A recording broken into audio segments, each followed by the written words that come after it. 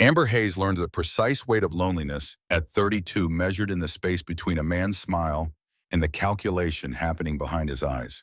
She sat across from Bachelor number 9 in a restaurant where the waiters wore white gloves and the wine list required a sommelier's interpretation, watching him do the math. His pupils dilated when she mentioned Hayes' beauty. His posture shifted forward when she referenced the downtown headquarters. By the time dessert arrived, he had pivoted from asking about her favorite books to inquiring about board seats and investment opportunities. The city lights glittered through floor-to-ceiling windows, casting shadows across imported marble and faces that cost less than the table settings. Amber had grown up in rooms like this, had inherited an empire built in rooms like this, and somewhere along the way she had learned that wealth created its own gravitational field, bending everything toward it until authenticity became impossible to distinguish from performance. Bachelor number 9 leaned back, swirling his scotch with the confidence of a man who had already decided she was a transaction worth pursuing. His watch caught the light, expensive, but not obscene, calibrated to signal ambition without desperation. He asked about her company's expansion into Asian markets. He mentioned a friend who worked in private equity. He never once asked if she was happy. The penthouse waiting for her occupied the 43rd floor of a building that bore her family name in bronze letters 10 feet tall. Amber rode the private elevator in silence, her reflection multiplying in mirrored walls until she could not tell which woman was real and which were ghosts. The doors opened onto marble foyer, into space designed by architects who believed luxury meant isolation.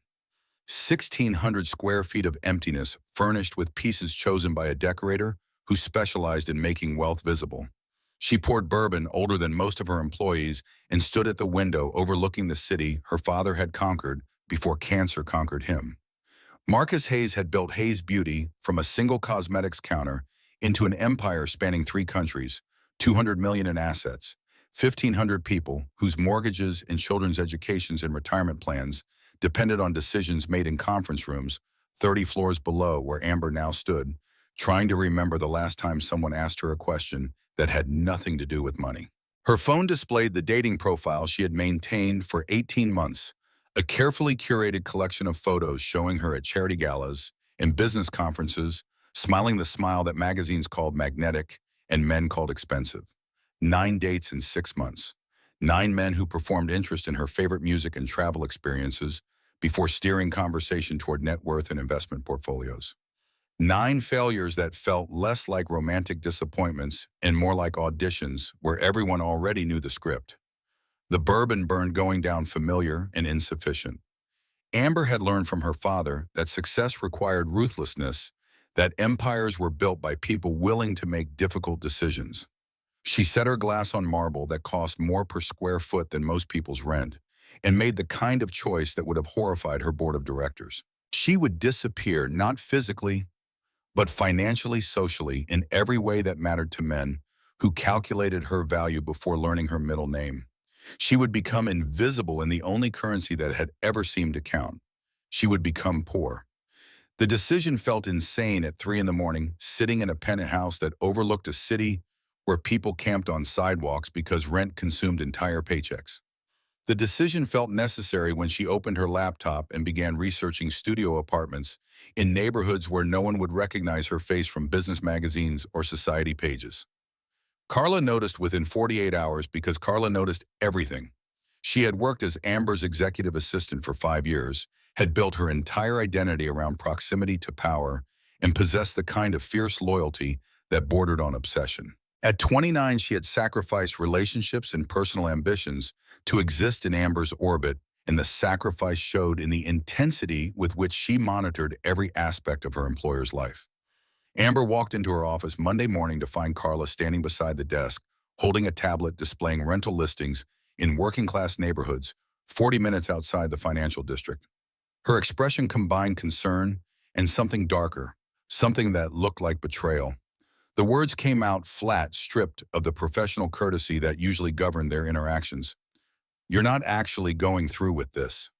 Amber closed the doors, sealing them into an office designed to intimidate and impress. "I am." Carla's jaw tightened, tendons visible beneath carefully applied makeup. "You want to pretend to be poor? To live in some studio apartment and work a minimum wage job for what?" to prove some point about authenticity. The condescension stung because it contained truth. Amber moved behind her desk, putting furniture between them, establishing the hierarchy that Carla seemed determined to forget. I want to meet someone who doesn't see dollar signs when they look at me. So you're going to lie to them instead. The observation landed like an accusation. Amber felt heat climb her neck, defensive and angry in equal measure. I'm going to remove one variable from the equation. That's all. Carla's laugh was sharp, humorless. You think this is science? You think you can control for wealth like it's some lab experiment? You're the CEO of a $200 million company. That's not a variable, that's who you are. Then maybe I need to find out who I am without it. The silence that followed felt dangerous, charged with unspoken things that had accumulated over 5 years of professional intimacy. Carla set the tablet on the desk with exaggerated care, the kind of restraint that preceded explosions. Her voice dropped to something intimate and vicious. I've watched you build this company. I've been here for every late night and every crisis. I know you better than anyone. And what you're doing, it's not brave. It's insulting to everyone who actually is poor, who can't just put on poverty like a costume and take it off when the experiment gets uncomfortable. Amber wanted to argue, wanted to defend herself against the truth that Carla was articulating with surgical precision. Instead, she heard herself say, "My decision is final." Carla left without another word, but her disapproval hung in the air like smoke, acrid and impossible to ignore. The studio apartment came furnished with items designed for temporary occupancy. Amber signed in the lease under her middle name Eleanor and opened a checking account at a branch where no one knew her face. She bought clothes from discount stores, learning to navigate racks organized by price instead of designer. She created a dating profile under the name Amy Occupation, listed as office worker, salary $8,000 per month before taxes. The transformation required more than wardrobe changes. Amber practiced walking differently, sitting differently, existing in space without the unconscious authority that came from years of commanding boardrooms. She learned to check prices before ordering coffee, to calculate tips and percentages that actually mattered, to exist in the financial reality that most people navigated without ever seeing it as an experiment. Her real life continued in parallel split-screen existence that required constant code switching. Mornings meant Hayes Tower conference rooms, quarterly projections. Evenings meant the studio apartment, cheap furniture, a life carefully constructed to deceive. The cognitive dissonance felt like vertigo. Amber would sit in board meetings discussing million-dollar marketing campaigns, then drive 40 minutes to an apartment where she worried about whether the $70 grocery bill was too extravagant for someone supposedly making $8,000 monthly. She would approve executive bonuses that exceeded her fake annual salary, then go home and eat ramen, because that's what Amy would do. The first 3 dating app matches fizzled within messages. Men who wanted something casual, men who canceled after profile photos that showed neither wealth nor remarkable beauty, men who stopped responding when they realized Amy from the office had no interest in their cryptocurrency schemes or fitness coaching businesses. The 4th match suggested meeting at a coffee shop in his neighborhood, a place with mismatched furniture and a menu board written in chalk.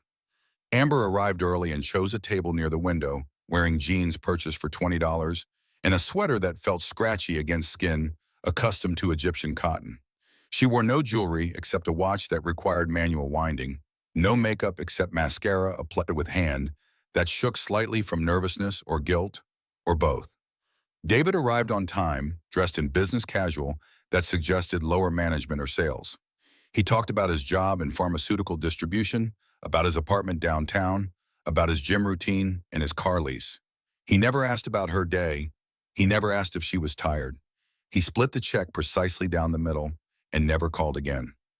Bachelor number 10 was scheduled for Tuesday evening at 6:30.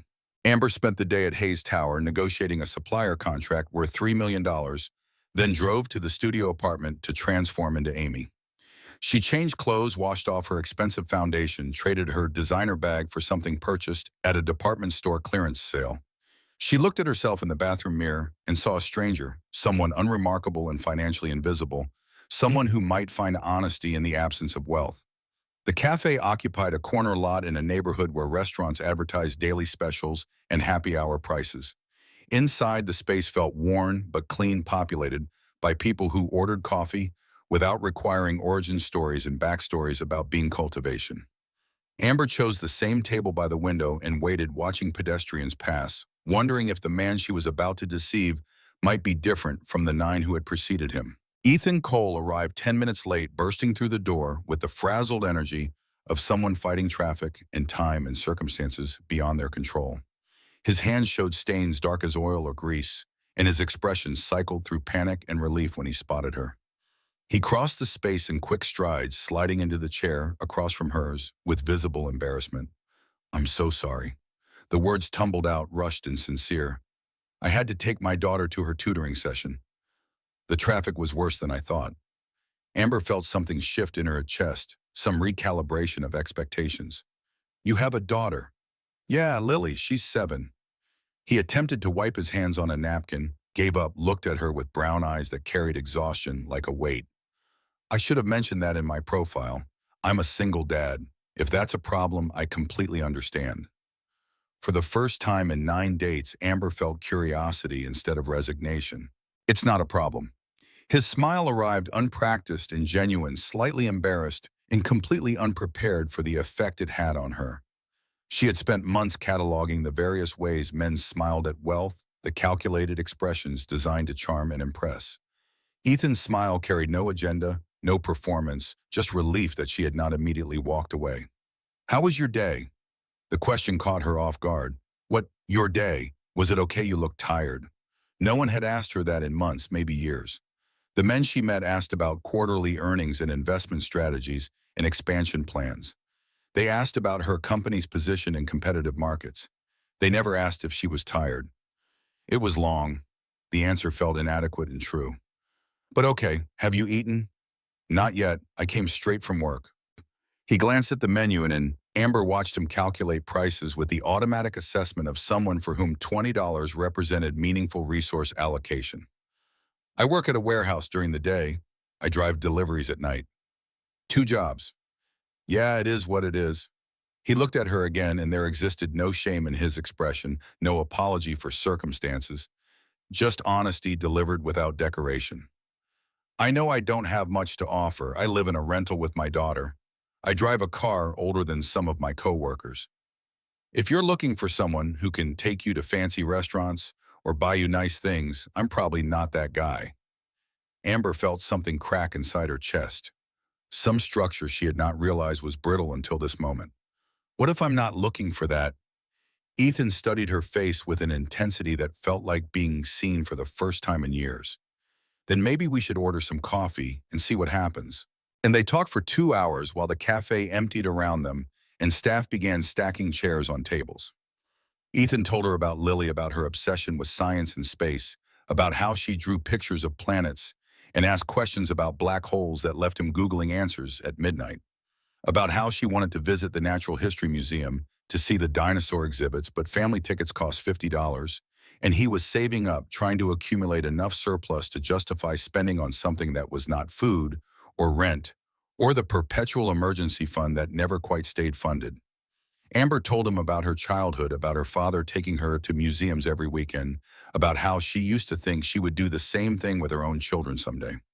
She did not tell him about the company, about the penthouse, about the fact that she could purchase the entire museum if she wanted to, could hire private guides and rent the space for exclusive access. She did not tell him that the childhood she described happened in a mansion with staff and drivers and a trust fund that matured when she turned 18.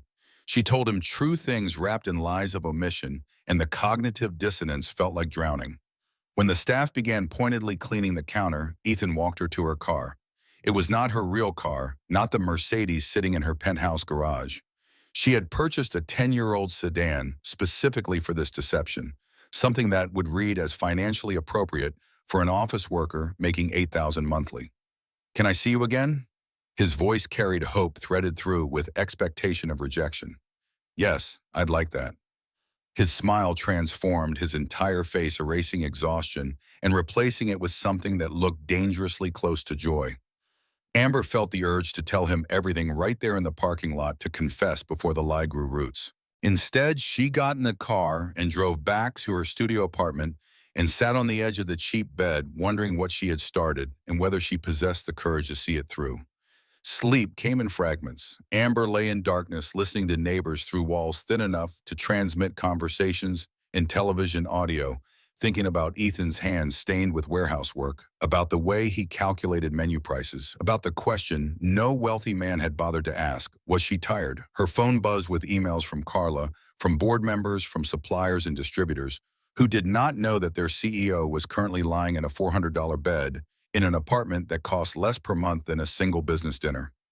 The split-screen existence felt increasingly unstable, two realities that could not occupy the same space, and Amber had no idea which one was real anymore. Saturday arrived with rain that turned the city gray and soft-edged. Ethan suggested meeting at the park if the weather cleared, bringing sandwiches he would make himself. The message arrived at 8 in the morning while Amber was reviewing quarterly projections in her penthouse coffee in a mug that cost more than Ethan probably spent on groceries weekly. She typed her response as Amy agreed to meet at 2, then spent the intervening hours existing in the uncomfortable space between her two identities. The rain stopped by noon. Amber changed into Amy's clothes in the studio apartment bathroom, studying her reflection for tells for anything that might betray wealth or privilege, or the fact that she was lying about everything except her feelings. She drove the decade-old sedan to the park and found Ethan waiting on a bench holding a paper bag and looking at the sky like he was negotiating with clouds. He had made turkey sandwiches on wheat bread, nothing fancy, cut diagonally and wrapped in plastic wrap reused from something else. They sat on the bench and ate while joggers passed and dogs chased tennis balls, and parents pushed children on swings that squeaked with rust and repetition. My ex-wife left when Lily was 2.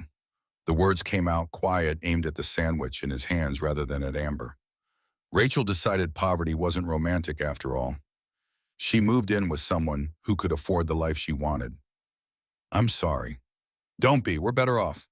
He looked up from the sandwich and his expression carried the complicated mix of relief and resentment that follows painful but necessary endings. My cousin Sarah helps me out a lot. She watches Lily when I'm working. She convinced me to try dating again. Said Lily needs a mother figure. Is that why you're here, for Lily? Ethan turned to look at her directly, and the intensity felt like being x-rayed. I'm here because when we talked last week, you laughed at something I said. And it was the first time in years I felt like maybe I wasn't just a paycheck and a parent. Maybe I was still a person. Amber understood exactly what he meant because she had felt the same thing in reverse, had spent years being a CEO Hayes and board chair and daughter of Marcus Hayes, without anyone asking who she was beneath the titles and the bank account. The recognition felt like finding someone who spoke her language in a country where she had been functionally mute. They finished lunch and walked the park perimeter, talking about nothing important and everything essential. Ethan told her about learning to braid Lily's hair from YouTube tutorials, about the time he tried to help with a science project and nearly burned down the kitchen, about the careful mathematics of single parenthood, where every dollar had specific destination and deviation meant crisis. Amber told him about feeling alone in crowds, about the weight of expectations about her father's death 3 years ago, and how grief never quite finished, just went underground and surfaced at unexpected moments. She did not tell him that her father had been CEO of Hayes Beauty, that his funeral had been attended by mayors and business leaders and had required police presence to manage crowds. She did not tell him that she had inherited an empire at 29, that she had spent 3 years proving to boards and investors that she was not merely her father's daughter, but a leader in her own right. She told him her father had taken her to museums and taught her about art and made her feel seen, and those facts were true, even if they coexisted with truths she was actively concealing. The afternoon dissolved into early evening. Amber drove back to the studio apartment and then, after dark, back to her penthouse. She stood at the window with bourbon in hand and wondered how long she could maintain parallel lives before one collapsed into the other, before the weight of deception crushed whatever authentic connection she was building with Ethan. Her phone displayed a text from him. Had a great time today. Lily wants to meet you. No pressure, but she's asked about you 3 times since I got home. Single dads don't get many second dates, so she's excited someone stuck around. Amber stared at the message until the screen dimmed, then lit it again, reading and rereading, words that felt like invitation and responsibility and trap all at once. Meeting Lily meant deepening deception, extending lies to include a 7-year-old child who presumably had not yet learned that adults routinely performed elaborate charades of authenticity. Meeting Lily meant becoming real in a way that made eventual truth-telling exponentially more complicated and painful. She typed back, "I'd love to meet her." The following Saturday found Amber in the studio apartment at 1 in the afternoon preparing to meet Ethan's daughter. She had chosen her clothes carefully, opting for jeans without designer labels and a t-shirt purchased at a chain store where everything cost less than $20. She had left her expensive watch at the penthouse, had removed the subtle jewelry that cost more than most people's monthly rent, had scrubbed away every visible marker of wealth, except the ones coded into posture and speech patterns and unconscious assumptions about how space should be navigated. Ethan had suggested meeting at the same park-neutral territory where Lily could escape if she decided the stranger her father was dating represented threat or discomfort. Amber arrived early and found them waiting on a bench near the playground, Lily wearing a backpack covered in dinosaur stickers and an expression of cautious curiosity. She was small for 7 with dark hair in 2 braids and her father's brown eyes, and she looked at Amber with the particular wariness of children who had learned that adults sometimes left without warning. Ethan rested his hand on his daughter's shoulder, gentle and reassuring, providing anchor against uncertainty. "Lily, this is Amy. She's my friend." The child's voice came out quiet but clear. "Hi." Amber knelt down, bringing herself to Lily's eye level, remembering something her father had taught her about meeting children with respect instead of condescension. "Hi, Lily. Your dad told me you like science." Something shifted in the girl's expression, skepticism giving way to tentative interest. "I do." "Me too. Did you know that some dinosaurs had feathers?" "Really? Really? They were probably a lot fluffier than the movies show." Lily giggled, and the sound transformed her entire face, fear dissolving into something approaching delight. Ethan's expression softened with visible relief, and Amber felt the weight of responsibility settle onto her shoulders like physical pressure. She was lying to this man and now to his daughter, and the consequences of eventual discovery had just expanded to include a 7-year-old who deserved better than adults who performed authenticity while concealing everything that mattered. They spent the afternoon at the park with Amber telling Lily about various dinosaurs and planets and the kind of scientific facts that 7-year-olds found fascinating. She explained gravity and black holes and the difference between asteroids and comets, drawing diagrams in the dirt with sticks and using pine cones as celestial bodies. Lily absorbed everything with the intensity of someone starving for intellectual stimulation, asking questions faster than Amber could answer them, bouncing on her toes with excitement when Amber explained concepts in ways that made them accessible and thrilling. By the end of the afternoon, Lily was holding Amber's hand and asking if they could go to the Science Museum sometime, if Amber knew about other planets, if there were aliens, and what did they eat, and could Lily be an astronaut when she grew up. Ethan walked beside them, looking happier than Amber had seen him, some tension in his shoulders finally releasing. When it was time to leave, Lily pulled a folded piece of paper from her backpack. She handled it with the careful reverence children reserve for things they consider precious. The paper revealed a drawing of 3 stick figures holding hands, one tall, one medium, one small. The tall figure had long hair and a smile. The medium figure had short hair and broad shoulders. The small figure had pigtails and was labeled Lily in uneven letters. "This is for you." Lily extended the drawing toward Amber with both hands, offering it like a gift instead of childhood art. Amber took the paper and felt her throat constrict. The drawing represented hours of work, evident in the careful coloring and the details added to each figure. The tall one wore a dress, the medium one wore pants, the small one wore a shirt with a dinosaur on it.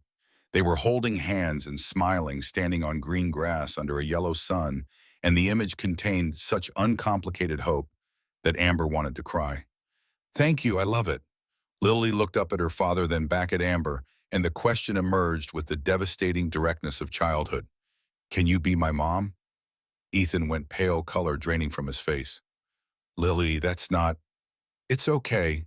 Amber's voice came out rushed, trying to contain the moment before it expanded into something unmanageable.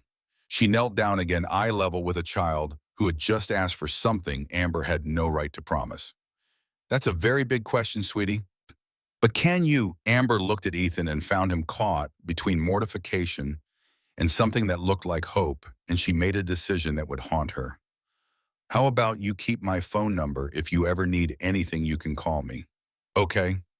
Okay. Amber wrote her phone number on the back of the drawing and handed it back. Lily folded it carefully and tucked it into her pocket like treasure. When they said goodbye, Lily hugged Amber with the fierce intensity of someone claiming territory, and Amber felt the lie become something heavier, something that would require excavation rather than simple disclosure. Ethan walked her to her car, moving slowly, taking time neither of them wanted to end. His expression cycled through embarrassment and concern, landing somewhere in the vicinity of vulnerable. I'm so sorry about that. Don't apologize. She's wonderful. So are you. He looked at her like he was trying to memorize her face, like he was preparing for her to leave and never return. I know I don't have much to offer you, Amy, but if you're willing to keep seeing me, I promise I'll do everything I can to make you happy. Amber wanted to tell him he already had that the past few weeks had represented the first time in years she felt like a person instead of a balance sheet. Instead, she heard herself say, same time next week. Yeah, next week. She drove away watching him in the rearview mirror, standing in the parking lot with his daughter beside him, two figures growing smaller with distance. The drawing sat on the passenger seat, three stick figures holding hands, and Amber understood with crystalline clarity that she had crossed a line from which retreat would be impossible without casualties. The penthouse felt particularly empty that night, 1,600 square feet of imported marble and designer furniture that could not be made warm by any amount of money. Amber stood at the window overlooking the city and thought about Lily's question about the casual assumption that adults could simply choose to become family, about the terrible responsibility of being someone's hope. Her phone buzzed with a text from Ethan, a photo of Lily asleep with the museum map still clutched in her hand, despite never having visited any museum. The text read, "She's been talking about you nonstop. Thank you for being so patient with her." Amber studied the photo this child she barely knew who had somehow decided that a stranger named Amy could fill the mother-shaped absence in her life. She thought about the 9 men before Ethan, about how they had seen her bank account, before seeing her face, about how this experiment in poverty had somehow become the most honest thing in her life, precisely because it was built entirely on lies. She typed back, "She's amazing. You're doing a great job." The response came immediately. "Couldn't do it without Sarah's help, and now you, if you stick around." The conditional felt like a test Amber was already failing. She wanted to confess everything, wanted to explain that Amy was a performance, and Amber was a coward, and the entire foundation of their relationship was constructed from deception. Instead, she typed, "I'm not going anywhere." The lie felt like glass in her throat. Monday morning arrived with Carla waiting outside Amber's office, holding a tablet and an expression that suggested she had spent the weekend collecting ammunition. She followed Amber inside without invitation, closing the door with exaggerated care. "I did some research." Carla set the tablet on the desk screen, displaying a series of photographs. Ethan Cole, age 34, works at Patterson Warehouse and drives for a delivery service at night. Divorced, one daughter Lily, age 7. His ex-wife, Rachel Simmons, left 3 years ago and lives in Portland with a software engineer. Ethan makes approximately $38,000 annually before taxes. Amber felt ice settle in her stomach. "You investigated him." "I investigated the man my boss is lying to." Carla's voice carried no apology. "The man you're pretending to be poor for. Did you think I would just stand by while you throw yourself away on someone who couldn't afford your monthly dry cleaning bill? That's enough." "No, it's not." Carla leaned forward, palms flat on the desk, invading space in a way that violated every professional boundary. "You're the CEO of Hayes Beauty. You have responsibilities to 1,500 employees, to stakeholders, to your father's legacy. And you're risking all of it to play house with a warehouse worker who has no idea who you actually are." Amber stood, matching Carla's aggression with her own, letting her voice drop to something cold and final.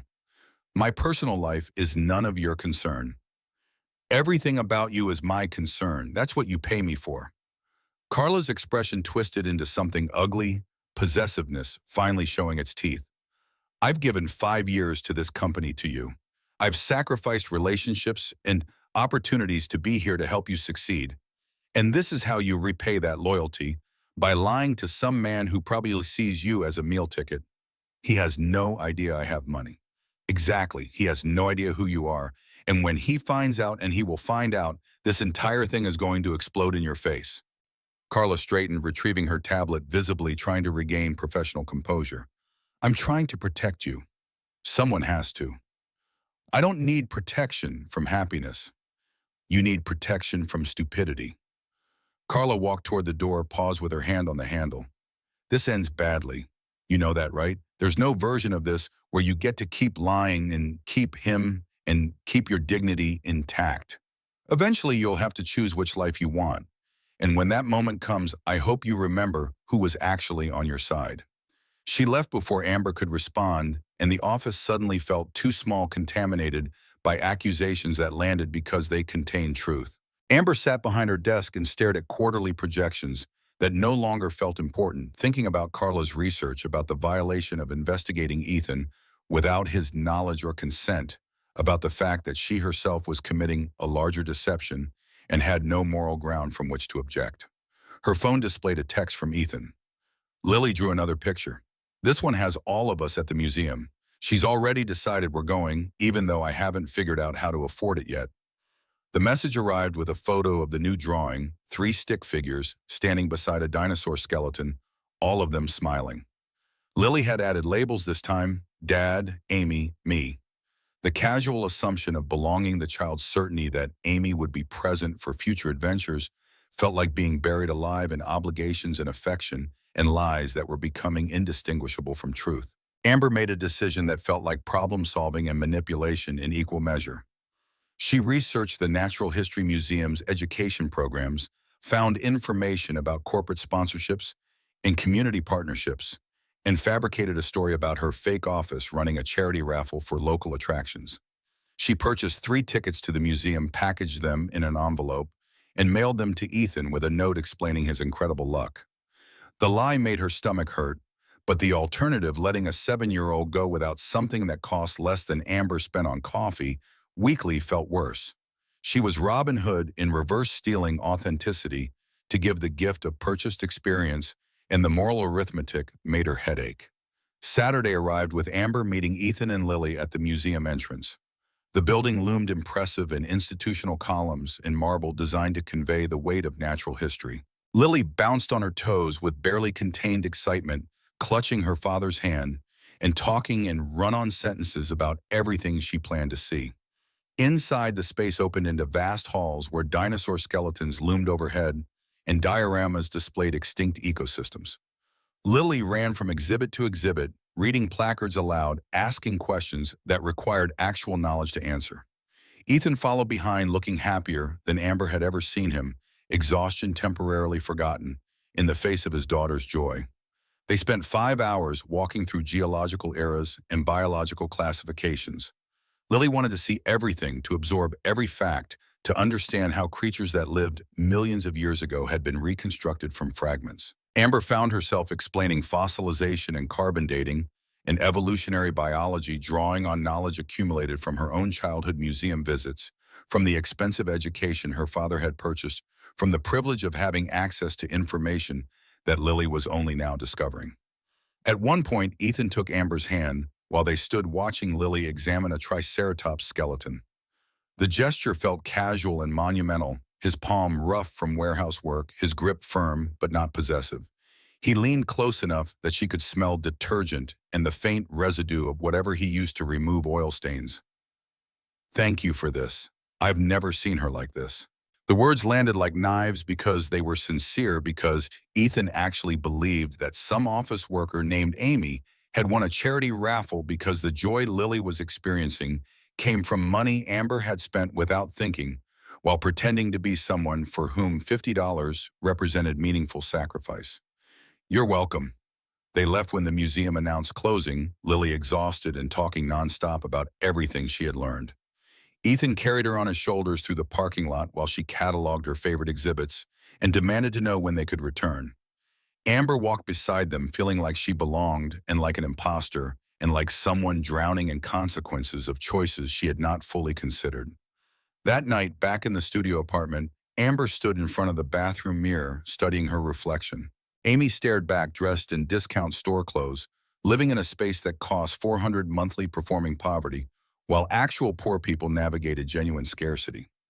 Amber, as Amy, had just spent an afternoon at a museum giving a child access to education and wonder that her father could not afford to provide, and the good deed was simultaneously generous and grotesque, built on deception and performed from a position of hidden privilege.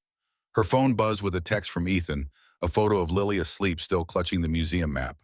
The text read, "Best day ever. Thank you for making this happen." Amber stared at the message, at the sleeping child in the photograph, at the evidence of her successful deception. She thought about the 9 men before Ethan, who had calculated her net worth before asking her name, about how she had created an experiment to find authenticity through lies, about how Carla was probably right, that this would end badly because deception always does. She typed back, "Same, sleep well." Then she sat on the edge of the cheap bed and cried for reasons she could not fully articulate, something about loneliness and connection, and the impossible mathematics of trying to be two different people while feeling like neither one was actually real. The weeks that followed developed rhythm and routine. Amber split her existence between Hayes Tower and the studio apartment, between CEO and Amy, between the life she had inherited and the life she had invented.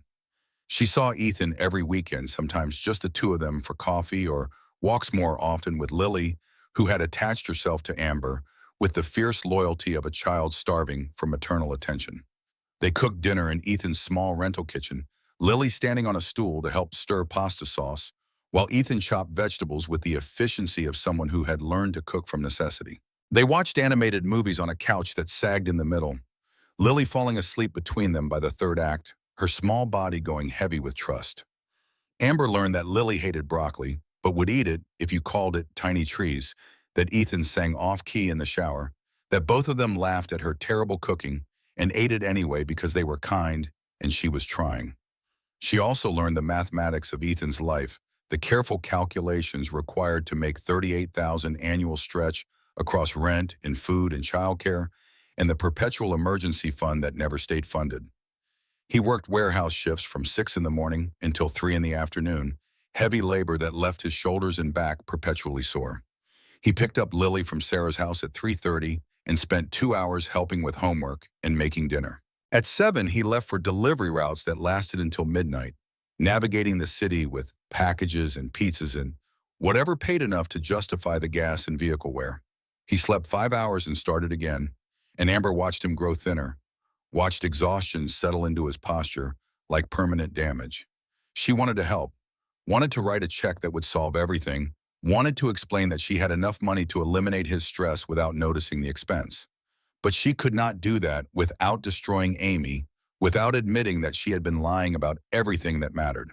So she did small things instead, things that Amy, the office worker, might reasonably accomplish. She bought groceries and claimed they were on sale. She slipped $20 into Lily's backpack with a note saying she found it in the park and Lily should save it for something special.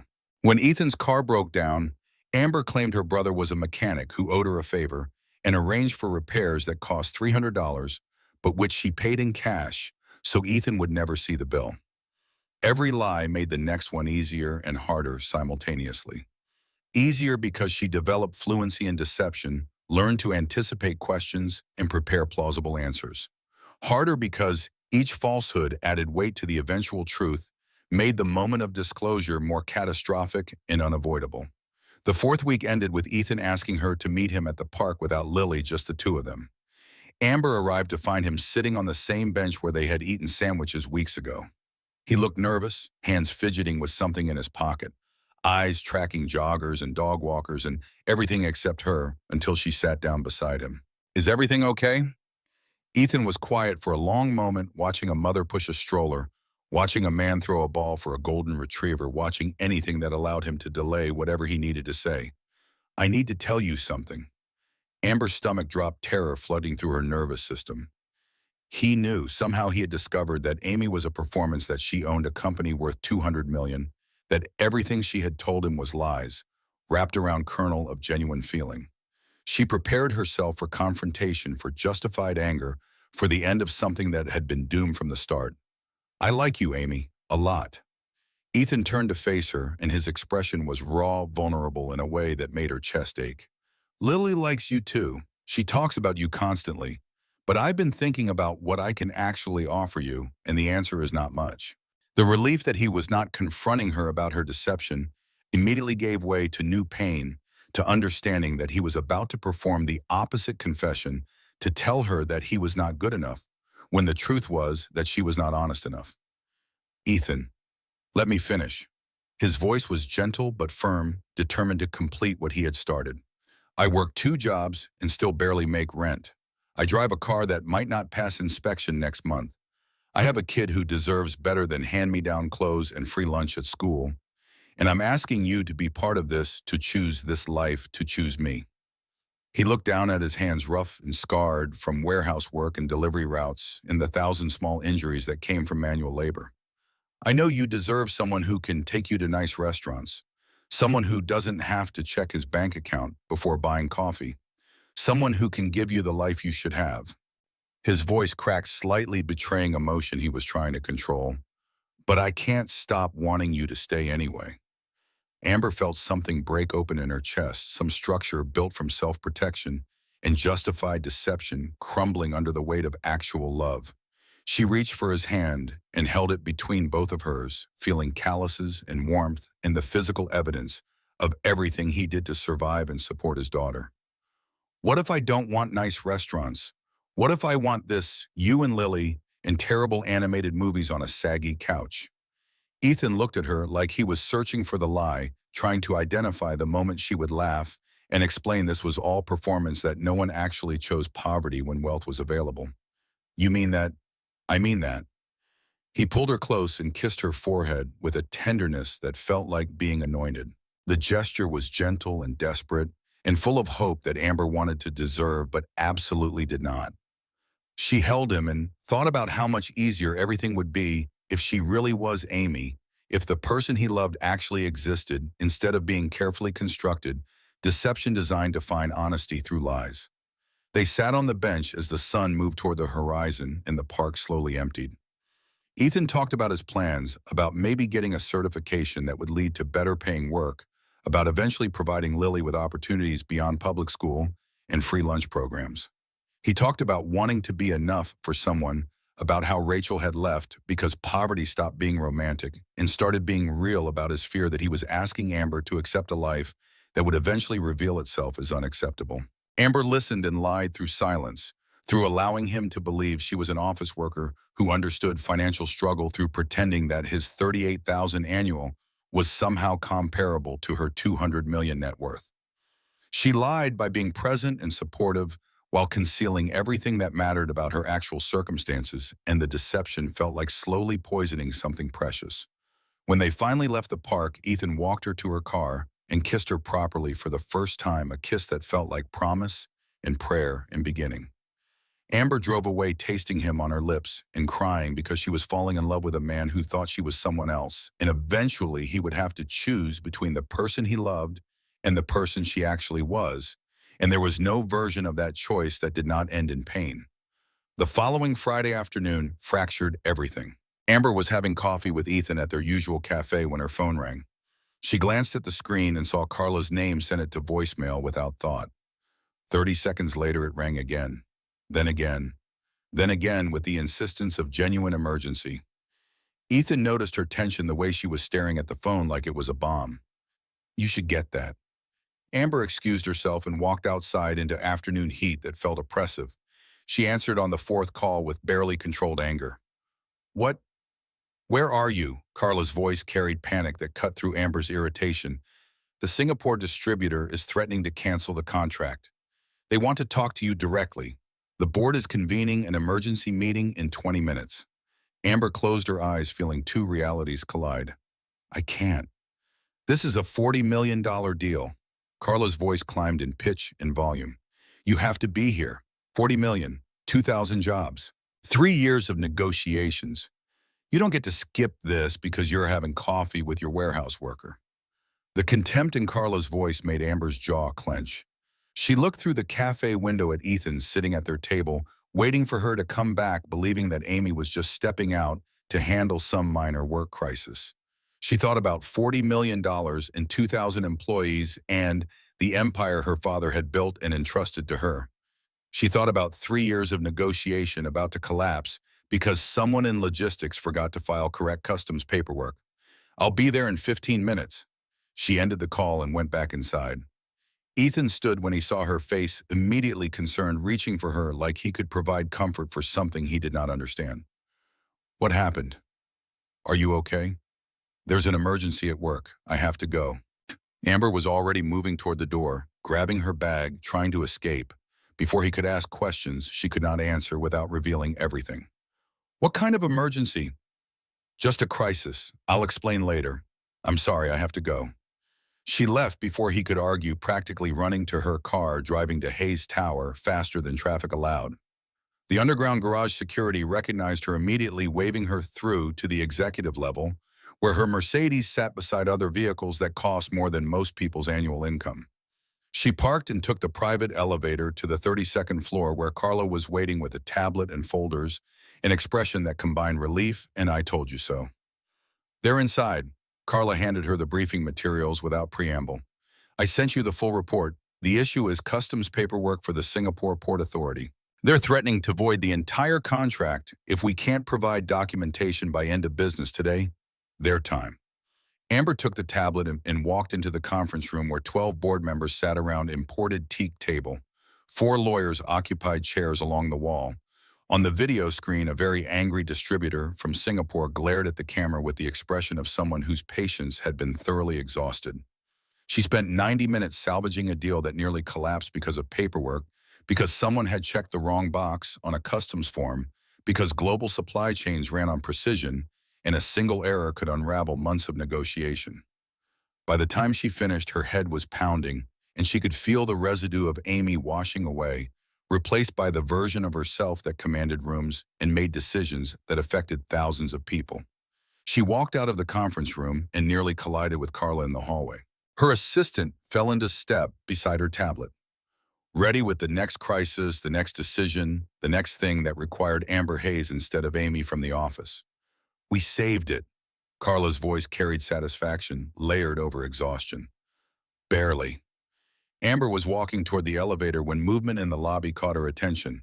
She looked down through the glass walls that made Hayes Tower famous for its architecture, 32 stories of transparent capitalism, where everyone could see everyone else, where privacy existed only in closed conference rooms. The lobby floor gleamed with Italian marble and featured a waterfall installation that cost more than Ethan's annual salary. Ethan stood at the security desk, talking to the guard, looking confused and out of place in his warehouse work clothes. Amber felt her blood go cold, felt every lie she had told crystallize into a moment of reckoning she was not prepared to face. She took the elevator down each floor, a countdown to disaster. When the doors opened, she stepped out into the marble lobby just as Ethan turned around. His expression cycled through relief and confusion and something approaching comprehension as he watched her walk across the polished floor in the same clothes she had worn at the cafe, but somehow different now. More commanding, more certain, moving through space like she owned it because she actually did. "Amy, what are you doing here?" Amber's mind raced through possible explanations, through lies that might contain the moment before it expanded into full revelation. "I work here. Here, in this building." "Yes." Ethan looked around at soaring ceilings and waterfall features in the receptionist desk made of Italian marble. "I thought you said you worked in an office building on the 8th floor." "I do. I was here for a meeting, upstairs." The lie tasted like metal. "What are you doing here?" "I was worried about you. You left so fast." He gestured vaguely toward the parking garage. "I followed your car. I saw you come in here. I just wanted to make sure you were okay." Amber felt the moment slipping away from her like water through fingers. She could tell him now, right here in the lobby of the building she owned, could explain everything and hope he understood. But Carla was watching from the elevator bay. The security guard was listening, and Ethan was looking at her with concern that would transform into betrayal the second he knew the truth. "I'm fine, just a work emergency. My boss needed me for something." Ethan stepped closer, reaching for her hand, grounding her with touch that felt too intimate for the public space. "You look exhausted. Let me take you home." "I have my car." "Then let me follow you." Make sure you get there safely." Amber wanted to scream, wanted to confess, wanted to end the deception before it consumed everything. Instead, she smiled and said, "That would be nice." They drove separately, Ethan following her sedan through city traffic to the studio apartment that was real but also performance space that contained enough truth to make the lies stick. He walked her to the door and kissed her gently, his hands cupping her face with a tenderness that made her want to cry on. "Get some rest. You work too hard." The irony of the statement would have been funny if it were not so devastating. "I will." He looked at her for a long moment, brown eyes searching her face for something he could not articulate. Then quiet enough that she almost missed it, "I love you, Amy." The words hit her like physical impact, stealing breath and coherent thought. He said them so simply, so certainly, like they were the easiest truth in the world, like loving Amy who did not exist was the most natural thing he had ever done. Amber looked at this man who worked 2 jobs and raised a daughter alone and somehow still had enough love left over for a woman who was lying to him about everything that mattered. She looked at him and felt the full weight of her deception, felt the lie become something that would require confession instead of simple disclosure. "I love you too." The words emerged as whispered true and false simultaneously because she did love him, but he did not actually know her loved Amy, who was fictional, and Amber, who was hidden. She loved him, and she was lying to him, and those facts coexisted without resolution. After he left, Amber sat on the edge of the cheap bed in the studio apartment and put her face in her hands. The split-screen existence had become unsustainable. Eventually, soon she would have to choose which life she wanted to keep and which one she had to abandon. And when that moment came, there was no version where everyone stayed whole. Her phone displayed a text from Ethan. "Sleep well. Tell your boss you need a vacation. You deserve one." Amber stared at the message at the casual assumption that she had a boss instead of being one, at the concern from someone who thought she needed protection from work stress when the stress came from maintaining elaborate deception. She wanted to tell him everything right then, wanted to type out confession and hit send and deal with consequences immediately. Instead, she typed, "I'll try. Thank you for checking on me." Then she deleted her dating profile, the one that listed Amy as an office worker making $8,000 monthly. She deleted it because she could not keep meeting other people while lying to Ethan, could not maintain the experiment when it had stopped being experiment and become relationship built on foundation of deception. She deleted it and felt like she was closing a door without knowing what waited on the other side. The lie held for 2 more weeks. 2 weeks of split-screen existence that felt increasingly fragile. Amber met Ethan every weekend, sometimes at his rental house, where they cooked dinner and Lily did homework and they watched movies on the saggy couch. Sometimes at the park where they walked and talked and pretended that the differences between them were negligible instead of catastrophic. Ethan grew more comfortable with their relationship, more certain that maybe he could make this work, that maybe poverty did not disqualify him from happiness. He started talking about future plans that included her, about maybe taking a vacation together someday, about Lily's birthday coming up, and whether Amy wanted to help plan it. He held her hand in public and introduced her to Lily's teacher as his girlfriend, and slowly built a life that included her without knowing that her was someone who did not actually exist. Amber watched him become invested in Amy and then felt the trap closing. She had created this situation believing she could find authenticity through deception, believing that removing wealth from the equation would reveal who people really were. Instead, she had discovered that she was exactly like the 9 men before Ethan, exactly like everyone who had ever lied to her, except her lies were more elaborate and her consequences would be more severe. Then Carla saw them together and the lie began its inevitable collapse. It happened on Tuesday afternoon when Amber was supposed to be at a board lunch. She had canceled last minute, claiming illness, needing to meet Ethan at the park for lunch because he had the day off and wanted to spend it with her. They sat on their bench eating sandwiches he had made, talking about Lily's upcoming science fair project, completely unaware that Carla was driving past at that exact moment. Carla saw her boss in discount jeans sharing food with a man in warehouse coveralls, and everything she had suspected crystallized into confirmed knowledge. That night, she appeared at Amber's penthouse, the real one, not the studio apartment, letting herself in with the key card Amber had given her years ago for emergencies. Amber was sitting on the couch reviewing quarterly projections when Carla walked in without knocking. Her assistant crossed the space with barely controlled fury, stopping in front of the couch, with hands clenched at her sides. Who is he? The question emerged as accusation. That's none of your business. You're the CEO of a $200 million company, and you're dating a warehouse worker who doesn't know who you are. That makes it my business. Amber set down the projections and stood matching Carla's aggression with her own. You need to leave. He's a good man. The words came out defensive, revealing more than Amber intended. Does he know who you are? Does he know that you own Hayes Beauty, that you're worth $200 million, that you've been lying to him since the day you met? Amber did not answer, which was answer enough. Oh my God. Carla's voice combined disgust and vindication. He doesn't know. You're still pretending to be poor. I'm trying to find someone who loves me for who I am. And you think lying to him is the way to do that? Carla moved closer, invading personal space in a way that crossed professional boundaries. I've worked for you for 5 years. I've watched you build this company from your father's legacy into something greater. I've sacrificed everything to help you succeed. And now you're throwing yourself away on someone who doesn't even know your real name. He knows my middle name, Eleanor. He knows the fake identity you created to deceive him. Carla's expression twisted into something ugly, years of suppressed feeling finally surfacing. You're better than this. You're better than him. And when this falls apart, and it will fall apart, I'll still be here.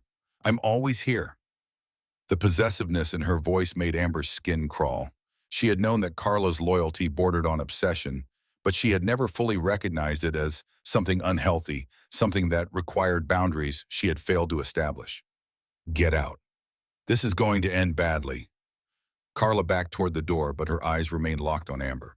When he finds out who you really are, he's going to leave.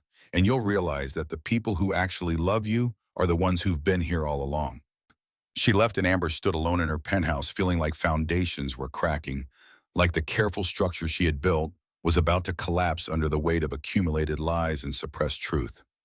3 days later, disaster arrived, wearing the face of good intentions.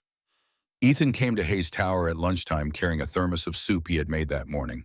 He wanted to surprise Amy, wanted to do something nice for the woman who had been doing nice things for him and Lily for 2 months.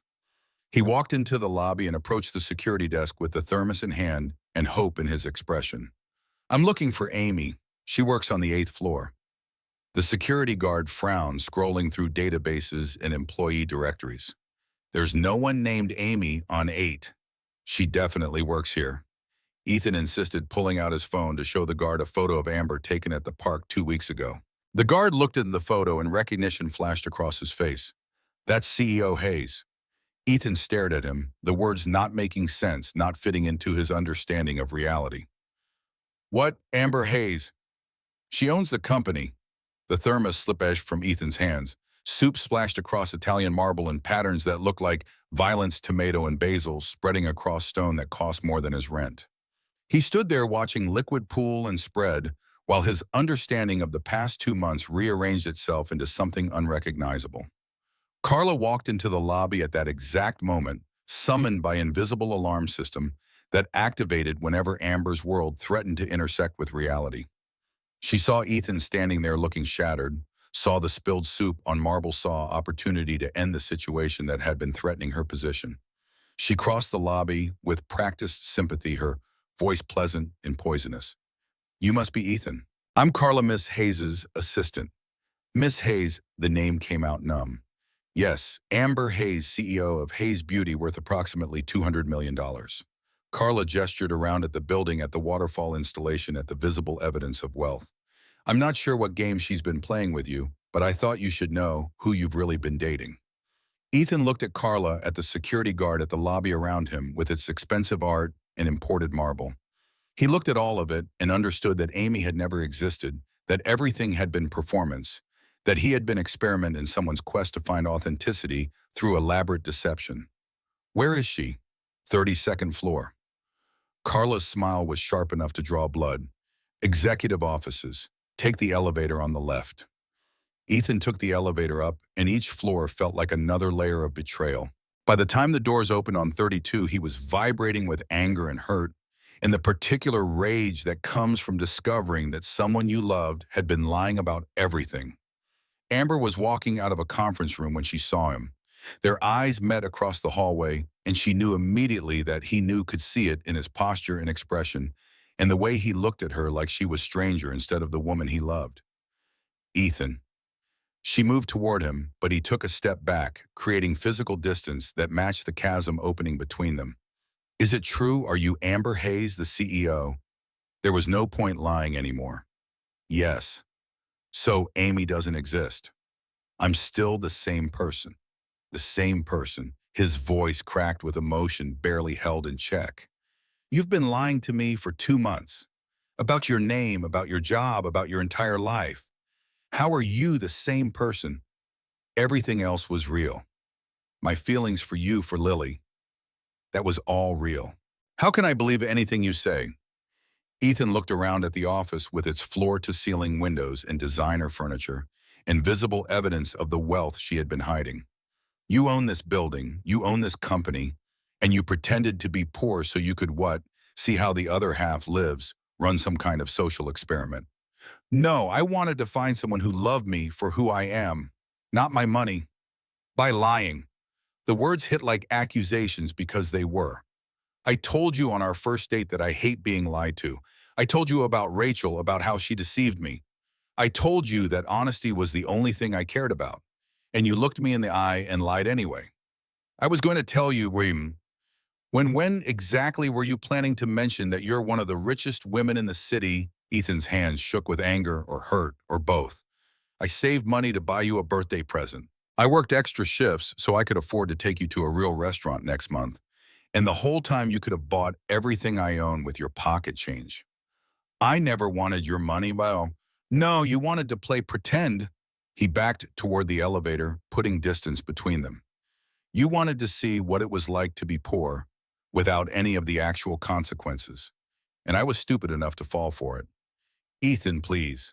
The elevator doors closed on his face, on his anger, on their entire relationship. Amber stood in the hallway of her office, feeling her world collapse into rubble. Amber ran for the stairs because waiting for the elevator felt impossible, because she needed to move or she would shatter. 32 flights down with her heels echoing against concrete down through the building she owned, while her relationship disintegrated somewhere ahead of her. By the time she reached the lobby, Ethan was already outside, visible through glass walls, walking toward his ancient car with shoulders hunched against rain that had started falling. She pushed through the doors into weather that soaked through her business suit within seconds. Rain plastered hair to her face and ruined makeup she had reapplied after the Singapore crisis, and she stood in the parking lot watching Ethan's taillights disappear around the corner. Carla materialized beside her with an umbrella unnecessary and insufficient. Her voice carried false sympathy. I'm sorry it had to happen this way. Amber turned to look at her assistant and saw satisfaction poorly concealed beneath professional concern. You told him. He came looking for you. He deserved to know who he was really dating. Get out of my sight.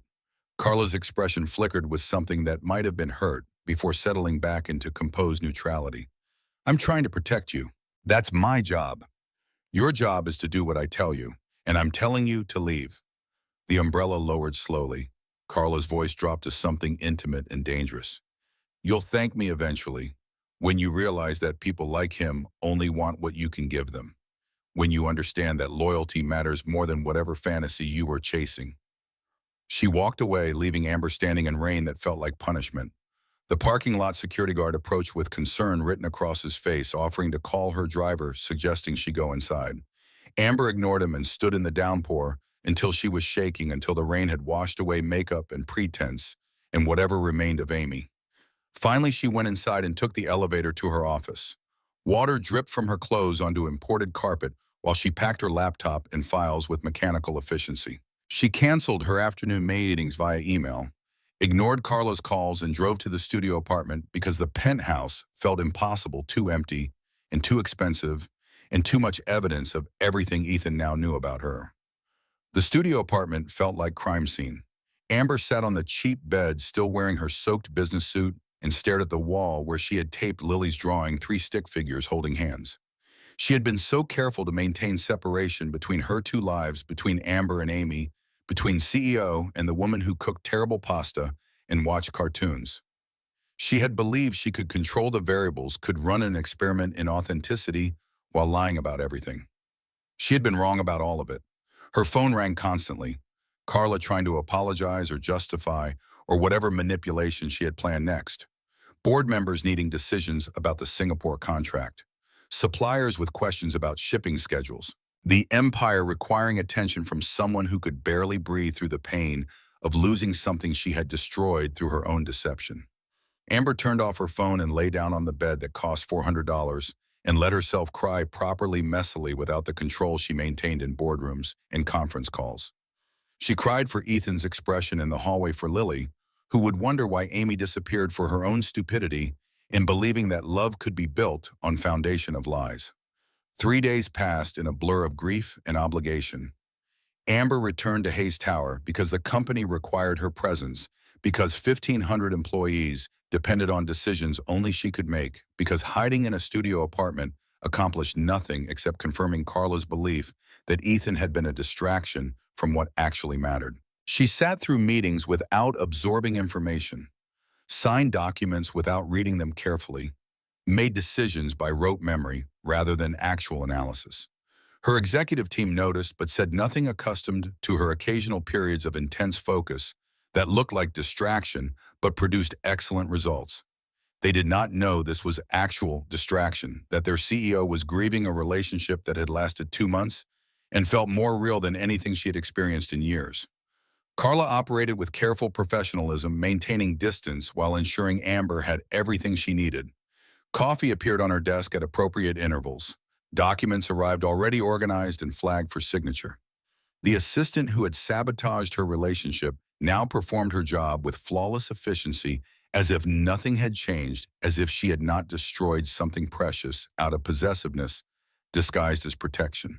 Amber wanted to fire her, but could not justify it professionally, could not explain to HR that her assistant had told the truth to someone Amber had been deceiving. The moral mathematics made her head ache. Carla had been wrong to interfere, but right about the facts. Amber had been lying, had been using Ethan for an experiment he never consented to participate in, had been playing at poverty while actual poor people navigated genuine scarcity. She had become exactly what she hated, exactly like the 9 men before Ethan, who calculated her worth before learning her name. Except she had calculated his poverty, had decided he would be safe to love because he could not want her money when he did not know it existed. The irony felt like choking. Ethan spent the first day after the confrontation in mechanical silence, loading boxes at the warehouse with aggression that his supervisor noticed, but attributed to personal problems everyone had and no one discussed. He worked through lunch, through breaks, pushing his body until exhaustion drowned out thinking, until physical pain replaced emotional devastation. At 3:30, he picked up Lily from Sarah's house. His cousin took one look at his face and asked what happened, but Ethan just shook his head and gathered his daughter and her backpack and left before Sarah could push for details he did not want to articulate. Lily asked about Amy immediately, the question emerging before they reached the car. "Is Amy coming to dinner tonight?" "Not tonight, sweetheart." "What about this weekend? Can we go to the park again?" Ethan felt something crack in his chest. He's busy with work.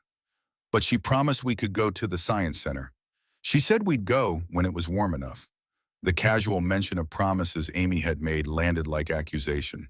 Ethan wondered how many commitments Amber had offered while playing at being poor, how many assurances she had given his daughter without considering that 7-year-olds took promises seriously, that children who had already been abandoned by one mother were particularly vulnerable to losing another.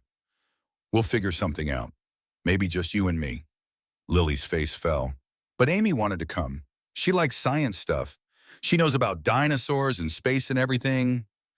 Ethan drove home with his daughter's disappointment filling the car like physical presence. He made dinner while Lily did homework, helped her with math problems that felt easier than navigating the conversation they would eventually need to have about why Amy had disappeared.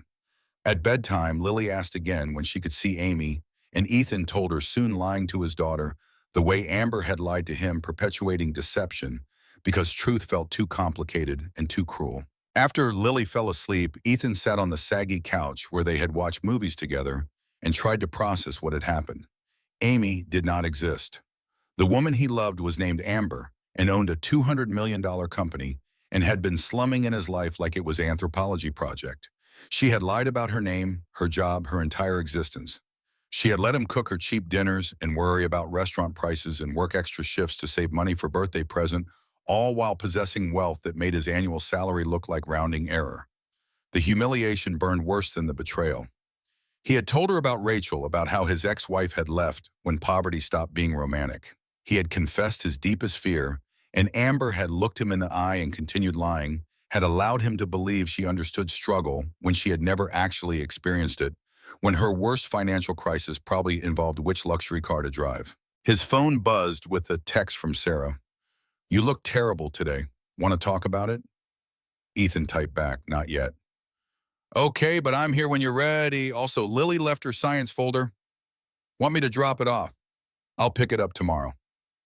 He set the phone down and stared at the television, not turning it on, just looking at his reflection in the dark screen.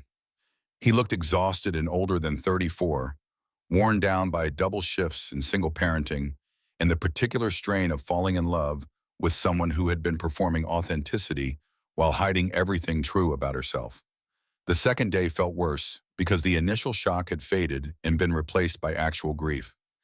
Ethan went through his warehouse shift in fugue state, operating forklift and scanning inventory with muscle memory, while his mind replayed every moment with Amber, looking for clues he had missed, for signs that should have warned him. The expensive watch she claimed had been her grandmother's.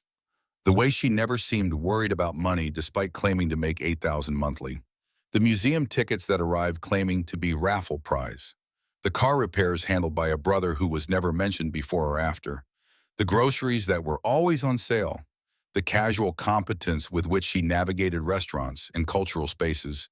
The unconscious authority in her posture that he had attributed to confidence instead of recognizing as privilege. He had been so eager to believe someone chose him, chose his life, that he had not questioned the inconsistencies. He had not asked about her family or her apartment, or her friends had accepted her at face value because accepting meant he got to keep her. Marcus found him during lunch break sitting on a pallet in the loading bay with sandwich he was not eating. His friend dropped onto the pallet beside him with the casual physicality of someone who knew he was welcome regardless of mood. "You look like death." "Thanks. Want to talk about it?" Ethan considered refusing, but the story was pushing against his throat, demanding release. "You remember Amy, the woman I've been seeing? Office worker, 8,000 monthly. Daughter loves her." "She's not an office worker. She's CEO of Hayes Beauty, worth about $200 million. She's been lying to me since the day we met." Marcus was quiet for a long moment, processing information that did not fit into expected patterns. She lied about being poor. She lied about everything. Her name is Amber, not Amy. She owns the company instead of working for it. She lives in a penthouse instead of a studio apartment. She's been pretending to be poor like it's some kind of costume she can take off whenever it gets uncomfortable. "Did she lie about liking you?" The question caught Ethan off guard. "What? Did she fake her feelings? Was she pretending to care about you and Lily?" Ethan thought about Amber playing with his daughter at the park, about the way she listened to Lily's questions about space and dinosaurs, about how she had shown up weekend after weekend despite having no obligation to spend time with a 7-year-old who was not hers. "No, I don't think so." "Then what exactly are you mad about?" Marcus pulled out his own sandwich and unwrapped it with deliberate slowness. "Let me get this straight. Rich guys only wanted her for her money, so she pretended to be poor. Then she met you, and you actually liked her for who she was. And when you found out she was rich, you left because she lied." "I told her I hate being lied to. She knew that, and she kept lying anyway." "Yeah, because of Rachel." Marcus took a bite of the sandwich and chewed thoughtfully. "But Rachel lied about wanting your life. This woman lied about having money so she could be part of your life. Those aren't the same thing." Ethan wanted to argue, but the words tangled in his throat. He thought about Rachel, who had loved the idea of struggling artist until the struggle became real, who had left the moment better option appeared. He thought about Amber, who had everything and chose to spend weekends in his cramped rental making terrible pasta and watching children's movies. She could have bought anything. She could have been anywhere, but she was with us. "Sounds like she knew what was valuable," Marcus said quietly. They finished lunch in silence while Ethan's understanding slowly rearranged itself. He was angry about deception, had every right to be angry about being lied to. But Marcus was correct that the nature of the lie mattered, that lying about wealth to find authentic connection was fundamentally different from lying about feelings or commitment or wanting someone's life. Amber had lied about money. She had been honest about everything else, about her father's death, about feeling alone, about finding happiness in his cheap apartment, watching cartoons with his daughter. She had shown up consistently, had been present and engaged, and genuinely invested in building relationship with him and Lily. The realization did not erase the betrayal, but it complicated it, made the moral mathematics less clear-cut than they had seemed in the immediate aftermath of discovery. That evening, Lily asked about Amy again, the question arriving during dinner, with the persistence of childhood that did not understand adult complications. "Can we call Amy? I want to show her my science project." Ethan set down his fork. "Sweetie, Amy and I had a fight. She might not be coming around for a while." Lily's expression crumpled. "Did I do something wrong?" "No, baby, you didn't do anything. This is between me and Amy." "But she said she loved us. She said she would always be here." The words hit like accusation because they were true. Amber had said those things, had made commitments she presumably meant, even if the identity behind them was false. Ethan looked at his daughter's face and saw genuine devastation, saw a 7-year-old losing another mother figure, saw consequences of adult decisions playing out in childhood grief. "I know she did. So why can't we see her?" Ethan had no answer that would make sense to a 7-year-old, no way to explain that Amy was actually Amber, and the woman they loved had been lying about who she was without destroying Lily's ability to trust anyone. "It's complicated, sweetheart." "I don't care if it's complicated, I just want Amy back." Lily pushed away from the table and ran to her room. Ethan heard the door slam, heard muffled crying through cheap walls, and felt the full weight of what had been lost settle onto his shoulders. This was not just about him and his hurt feelings and his justified anger. This was about his daughter who had opened her heart to someone and was now being punished for adult mistakes she played no part in making. He cleaned up dinner and then knocked on Lily's door. She was lying on her bed, clutching the drawing she had made weeks ago, 3 stick figures holding hands. She had added details since giving Amber the first version, had colored it carefully, and added background elements. Trees and flowers, and a sun with rays extending outward. "Can I come in?" Lily nodded without looking at him. Ethan sat on the edge of her bed and put his hand on her back, feeling her breath hitch with suppressed sobs. "I know you miss Amy. She was going to be my mom. She said I could call her if I needed anything." The casual revelation that Lily had been given Amber's phone number landed like shock. "She gave you her number." "She wrote it on the back of my drawing, the first one." "See?" Lily pulled the folded paper from her nightstand and showed him the phone number written in Amber's handwriting. Ethan stared at the numbers, at this evidence that Amber had created avenue for his daughter to contact her, that she had understood Lily might need adult support beyond what he could provide. The gesture felt genuine in a way that complicated his anger, that suggested investment in relationship beyond mere performance. "What if we wait a little while, give things time to calm down? Then maybe we can talk to Amy about what happened." "You promise?" Ethan had already lost too much to make promises he could not keep. "I'll try, sweetheart. That's all I can promise right now." Lily fell asleep holding the drawing. Ethan covered her with blanket and stood in her doorway watching her breathe, thinking about phone numbers and promises and the particular cruelty of introducing children to adults who then disappeared without explanation. He walked to the living room and pulled out his own phone, scrolling to Amber's contact information. Amy, it still said, because he had never known her real name. The photo was from their second date, her smiling at the park with wind catching her hair. She looked happy and genuine and nothing like a CEO worth $200 million. His finger hovered over the call button. He wanted to yell at her, wanted to demand explanations, wanted to hear her voice, even if it meant another argument. Instead, he set the phone down and sat on the saggy couch where they had watched movies together and tried to figure out what he actually wanted beyond anger and hurt and justification. The third day brought clarity through exhaustion.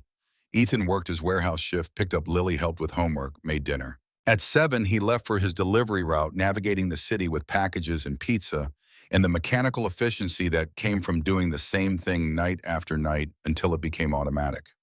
Around 10, he delivered order to an apartment building downtown expensive place with doorman and marble lobby.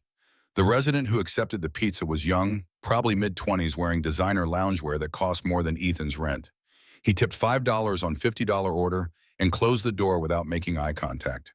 Ethan stood in the hallway staring at the closed door and thought about wealth, about how some people were born into it and never questioned their right to occupy expensive space and order food that cost more than his hourly wage. He thought about Amber, who had inherited empire and chosen to pretend she was poor, who had temporarily abandoned privilege to find something authentic in his cramped rental and cheap dinners. The experiment had been condescending and manipulative and built on deception. It had also been brave in its own misguided way, had represented an attempt to solve problem that wealth created to find connection uncontaminated by financial calculation. Amber had lied about money, but she had been honest about loneliness, about wanting to be seen for who she was instead of what she owned. Ethan had spent 3 days being angry about deception while ignoring the fact that he had participated in the same dynamic from opposite direction. He had never asked about her family or her friends or her life before him. He had accepted Amy at face value because accepting meant he did not have to examine his own assumptions, did not have to confront the possibility that someone might choose his life temporarily while maintaining escape route back to comfort. He had wanted her to be Amy because Amy fit into his world without requiring him to change or grow or acknowledge that relationships required more than proximity and shared experience. He had wanted simple when nothing about human connection was ever actually simple. The realization did not excuse Amber's deception, but it contextualized, it made space for understanding alongside justified hurt. They had both been performing versions of authenticity, both been lying through omission and selective disclosure, both been trying to control variables that could not be controlled without destroying the organic development of actual intimacy. Ethan finished his delivery route and drove home through empty streets, thinking about Marcus's question, did she lie about her feelings? The answer was no. Whatever else Amber had deceived him about her emotions had been genuine. He had seen it in the way she played with Lily, in the way she showed up weekend after weekend, despite having no obligation, in the way she looked at him when she said she loved him. She had loved him while lying to him, and those facts coexisted in uncomfortable proximity. The lie was real, the love was also real, and he had to decide which truth mattered more. His phone rang as he pulled into his driveway. Sarah's name appeared on the screen. He answered with exhaustion, making his voice rough. "Hey, Lily called me crying. She says Amy disappeared and you're not explaining why." Ethan closed his eyes and leaned his head against the steering wheel. "It's complicated. She's 7. Everything is complicated. But she loves this woman and she doesn't understand why Amy suddenly stopped coming around. Amy isn't who I thought she was. None of us are who anyone thinks we are. That's called being human." Sarah's voice softened. "Look, I don't know what happened, but I know my cousin. You don't fall apart over someone unless they mattered. So maybe instead of pushing her away, you figure out if what you had was worth fighting for." Ethan sat in his car after the call ended, staring at his rental house with its peeling paint and cramped rooms and the life he had built from ruins of his marriage. He thought about worth and value and the strange mathematics that made poverty feel like moral high ground, when it was actually just circumstance, just where he had landed after a series of choices and misfortunes. Amber had wealth, but she had also had loneliness. She had everything money could buy except the one thing she actually wanted, which was to be seen and known and loved for who she was beneath the bank account. She had gone about finding it in the worst possible way through deception and manipulation and experiment that treated his life like laboratory. But her desire had been genuine, her loneliness had been real, and her feelings for him and Lily had been honest. He did not know if that was enough. He did not know if love could survive the foundation of lies it had been built upon. But he knew that Lily deserved better than watching another mother figure disappear without explanation, and he knew that he loved Amber despite and because of everything she had done, and maybe that was enough to at least try having the conversation they should have had before everything exploded. Ethan pulled out his phone and stared at Amber's contact information. His finger hovered over the call button. Then his phone rang with different number 1 he did not recognize, and he answered without thinking. "Mr. Cole, this is Principal Morrison from Lily's school. I'm calling about your daughter." Ethan's blood went cold. What happened? Lily's running a very high fever. She's asking for you. Can you come get her? Ethan drove to the school faster than traffic laws allowed, heart pounding against ribs while worst-case scenarios played through his mind. Fever could mean anything from common virus to something requiring hospitalization, and he navigated streets with the particular terror of single parents who bore sole responsibility for keeping small humans alive. The school office felt overlit and antiseptic. Principal Morrison waited with concerned expression and information that made Ethan's world tilt sideways. We called you repeatedly. When we couldn't reach you, Lily gave us another number. She said it was someone named Amy who told her to call if she ever needed anything. Ethan's stomach dropped. Did you call it? Yes, the woman is already at Mercy Hospital with Lily. She took her about 20 minutes ago. The drive to Mercy Hospital happened in blur of traffic lights and mounting panic. Ethan parked illegally and ran through emergency entrance, giving Lily's name to receptionist, who directed him to pediatric floor. He found the room number and stopped outside the door when he saw them through the window. Amber sat in chair beside the bed, holding Lily's hand. She wore business suit but looked destroyed, hair falling from its pins. Makeup smudged posture, curved with exhaustion and fear. She was talking softly to Lily, who lay under white sheets with IV in her small arm, and the tenderness in Amber's expression made Ethan's chest constrict. He pushed the door open. Amber looked up, and her face cycled through relief and terror, in half a second bracing for anger that he realized he no longer felt, not when his daughter was sick, and this woman had dropped everything to be here. Ethan, her voice came out rough like she had been crying. I know you said to stay away, but the school called and I couldn't. How is she? The interruption cut through whatever apology or explanation she was building toward. Viral infection. The doctor says she'll be okay, but they want to keep her overnight for observation. Amber stood, creating space beside the bed for him. I paid for private room and the attending physician. I know you don't want my help, but I couldn't let her stay in the ER. Ethan moved to the bed and touched Lily's forehead, feeling heat radiating from her skin. His daughter was asleep, fever-flushed and small against white hospital linens. He looked at the IV at the monitors, beeping steadily at evidence that someone had acted while he was 40 minutes away, driving delivery routes. Thank you for being here. Amber's expression cracked. I would always be here for her, for both of you, no matter what you think of me. The nurse arrived with medications and update on Lily's condition. Fever had peaked at 39.5, but was coming down with treatment. Blood work showed viral infection, nothing bacterial that required aggressive intervention. Standard pediatric case except for the private room and the fact that CEO of Hayes Beauty was sitting vigil beside a warehouse worker's daughter. The nurse left, and silence settled heavy between them.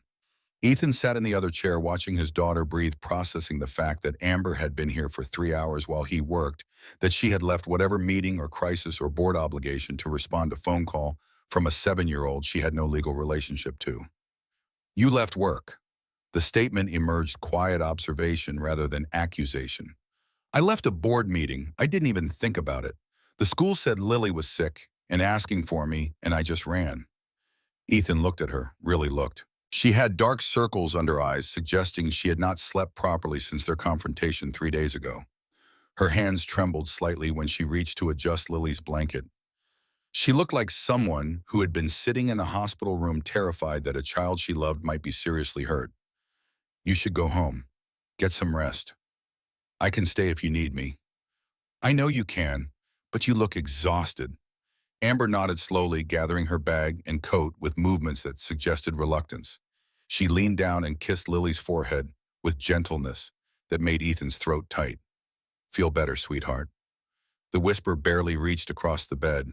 She walked toward the door, and Ethan heard himself say her name, the real one this time. Amber. She stopped and turned to waiting. Thank you, really, for being here when I couldn't be. Something in her expression broke. I would always be here for her, for both of you, no matter what you think of me. Then she left before he could respond, before he could articulate the realization forming in his chest that she had proven something essential by showing up, by choosing Lily over board meetings and professional obligations, by being exactly who she had claimed to be underneath all the lies about money. Ethan spent the night in an uncomfortable chair, watching monitors and his daughter's breathing. Around 2 in the morning, he dozed off and woke to find Amber standing in the doorway holding 2 cups of coffee. She looked uncertain, poised for rejection, but hoping anyway. I couldn't sleep. I kept thinking about her. The admission was honest enough that Ethan gestured her inside. Amber sat in the other chair and handed him coffee, and they existed together in the quiet space that hospitals create. Watching a 7-year-old sleep listening to machines confirmed she was alive and recovering. Finally, Amber spoke, her voice barely above whisper. I'm sorry for lying to you, for not telling you the truth from the beginning. You deserved honesty, and I gave you everything except that. Ethan wrapped his hands around coffee cup, gathering thoughts he had been processing for 3 days. I'm sorry, too, for how I reacted, for not letting you explain. You had every right to be angry. Maybe, but a friend pointed out that I never asked about your life either. I wanted you to be Amy so badly that I never questioned it. Never asked about your family or your apartment or anything that might have revealed the truth. Amber looked at him with expression caught between hope and fear. I wanted to be Amy. That was the whole point. With you, I got to be just a person, not a CEO or an heiress or a target, just someone who made terrible pasta and watched cartoons with your daughter. Our daughter. The correction came automatically, establishing fact that transcended their complicated history. Amber's eyes widened. What? The way she looks at you, the way she talks about you. You're already her mother in every way that matters. I was wrong to try to take that away because I was hurt. Tears tracked down Amber's face, mascara smudging in ways that made her look human instead of polished. I don't deserve that. Yes, you do. You proved it by being here today, by dropping everything when she needed you. Ethan set his coffee down and leaned forward, bridging the space between chairs. I told you I hated being lied to because Rachel lied about wanting our life together. But you lied so you could be part of our life. Marcus was right. Those are completely different things. Your friend Marcus sounds smart. Small smile flickered across her tear-stained face. He has his moments. Ethan reached across divide and took her hand, feeling the difference between her smooth palm and his calloused one, finding beauty in the contrast. I love you. Not Amy, not some version of you that I invented. The real you. The woman who runs a company and panics when Lily gets sick and tries to cook even though she's terrible at it. That's who I love. Amber started crying properly, then messy, gasping sobs that shook her shoulders and destroyed whatever remained of professional composure. Ethan moved to kneel in front of her chair and pulled her into his arms, holding her, while she cried against his shoulder, whispering that it was okay, that they would figure it out, that they had time. Mom, small voice from the bed interrupted them. They both turned to see Lily awake, watching them with fever-bright eyes. Their daughter looked at Amber with recognition and relief. You came back. Amber wiped her face and moved to sit on the edge of the bed, taking Lily's hand with infinite care. Of course I did, sweetheart. Are you and Daddy friends again? Ethan stood beside the bed, resting his hand on Amber's shoulder. We are. Well, does that mean you can be my mom now? The question emerged with 7-year-old directness that cut through adult complications. Amber looked at Ethan and he nodded, giving permission for the truth they had been circling. She turned back to Lily with expression combining love and terror. If you want me to be, would you like that? Yes. Lily tried to sit up and winced, reminding them she was still sick. I asked Daddy every day when you were coming back. I made another picture, but I didn't have anyone to give it to. Can I see it? It's at home, but it's the 3 of us, and we're all smiling. I would love to see it. Amber smoothed hair back from Lily's forehead with the automatic gesture of motherhood. I'm glad you came back. I missed you. I missed you too, sweetheart. So much. Lily's eyes drifted closed, fever and medication pulling her back towards sleep. Ethan watched his daughter and the woman he loved, holding hands, watched family form itself from ruins of deception and pain and choose your own adventure style forgiveness. This was right. This was what belonging looked like when you stopped trying to control all the variables and just let love be complicated and messy and real. The hospital released Lily the following afternoon with instructions about rest and hydration and follow-up appointments. Ethan carried his daughter to Amber's car, not the decade-old sedan she had driven as Amy, but the Mercedes that had been waiting in her penthouse garage all along. Lily was too sick to notice the luxury, but Ethan saw it absorbed what it represented about the life Amber had been hiding. They drove to Ethan's rental in Convoy, his ancient car following her expensive one, and the visual metaphor was not lost on him. Two different worlds trying to occupy same space, trying to figure out how to merge without one obliterating the other. Inside, Amber looked around the cramped rental with fresh eyes, seeing it now as Ethan's actual life instead of temporary poverty she was visiting. He watched her absorb the peeling paint and the secondhand furniture and the visible evidence of financial struggle, waiting for her to recognize how enormous the gap between them actually was. Instead, she kicked off her expensive shoes and helped get Lily settled on the couch with blankets and animated movies, moving through his space with the same ease she had shown as Amy. They made soup together in the tiny kitchen, working around each other with choreography they had developed over weeks of shared meals. Amber burned the grilled cheese and Ethan laughed, and neither of them mentioned the elephant in the room, which was how they would actually build life together when they came from fundamentally different economic realities. After Lily fell asleep, they sat on the saggy couch in darkness, illuminated only by television glow. Ethan finally voiced the question that had been circling his mind since the hospital. How does this work, you and me? Your world and mine. Amber was quiet for a long moment. When she spoke, her voice carried weight of actual thought instead of easy reassurance. I don't know, but I know I don't want to lose you, either of you. So we figure it out together. You can't pretend to be poor forever, and I can't pretend your money doesn't exist. I'm not asking you to. I'm asking you to let me be part of your life, however that looks. Ethan turned to face her, finding her eyes in the dim light. I don't want your money. I need you to understand that. I want you, not your bank account or your company or your ability to solve problems by writing checks. I know that. You proved it by loving Amy, who had nothing. Amber reached for his hand. But money is part of who I am, same way being Lily's father is part of who you are. We both bring complicated things to this relationship. The question is whether we trust each other enough to navigate them. The word trust hung between them, weighted with irony, given how their relationship had started. Ethan thought about lies and honesty, and the strange fact that Amber had been more herself while pretending to be someone else than she had ever been in her actual life. I trust you. The words emerged certain despite everything. I trust that you love us. The rest we can figure out. Amber kissed him, then soft and certain and full of promise that felt like beginning instead of ending. They sat on his cheap couch in his cramped rental and built a foundation for something real, something that acknowledged rather than denied the vast differences between them, something that chose love despite and because of all the complications that made it difficult. 1 year later, Hayes Tower hosted an event that made local news. The Hope for Single Parents Fund launched with gala attended by 300 people who collectively raised $2.7 million in single night. The fund provided assistance for childcare, education, emergency expenses, and the thousand small crises that single parents navigated alone. Amber stood on stage in evening gown that cost more than Ethan's first car, but beside her stood the man himself wearing suit that had been tailored specifically for him, fitted to shoulders brought in by warehouse work and delivery routes.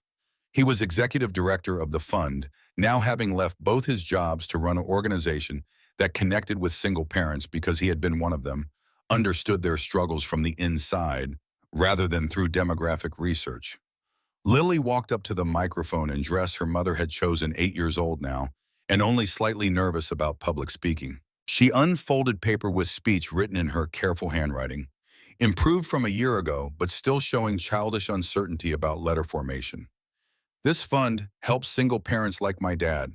Her voice carried through the ballroom, amplified by speakers, but also by the authority of someone who knew she was speaking truth. It helps them buy food and pay for school and take their kids to museums. My mom started this fund because she knows what it's like to feel alone. And my dad helps run it because he knows what it's like to need help. I'm very proud of both of them. Applause filled the space. Amber wiped tears from her eyes, careful not to ruin makeup that had been professionally applied for the gala. Ethan squeezed her hand, grounding her through emotion that threatened to overflow.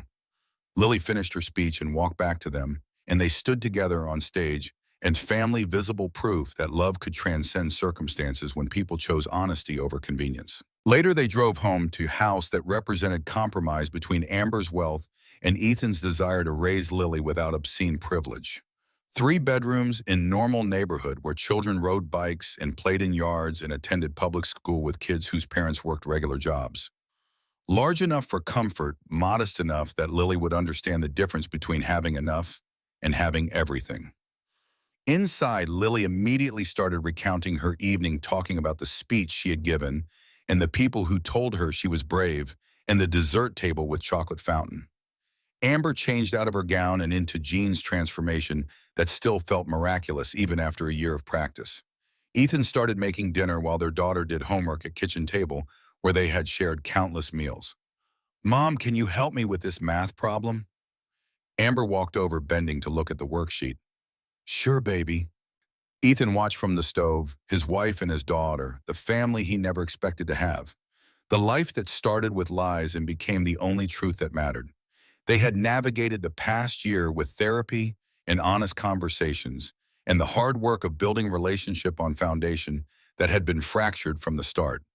They had merged their worlds imperfectly with compromises and disagreements in moments when the differences between them felt impossible to bridge.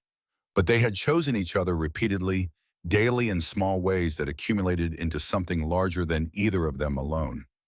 Amber had learned to exist in middle-class spaces without unconsciously expecting service or luxury. Ethan had learned to accept help without feeling like he was being bought. Lily had gained stability and opportunity while maintaining connection to the life that had shaped her early years. "We're lucky." The words came out without thought.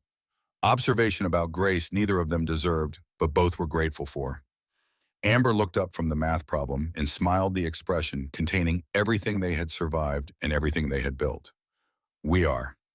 That night, after Lily went to bed in room painted with stars and planets after homework was packed and lunch was prepared for tomorrow, Ethan and Amber sat on their back porch under skies dimmed by city lights, but still showing stars if you looked carefully enough.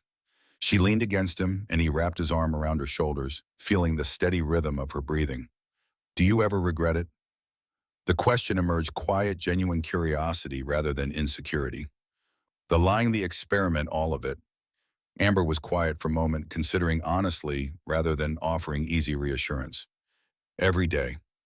I regret the pain I caused you. I regret deceiving Lily. I regret that our foundation is built on lies I told because I was lonely and stupid and desperate to be seen."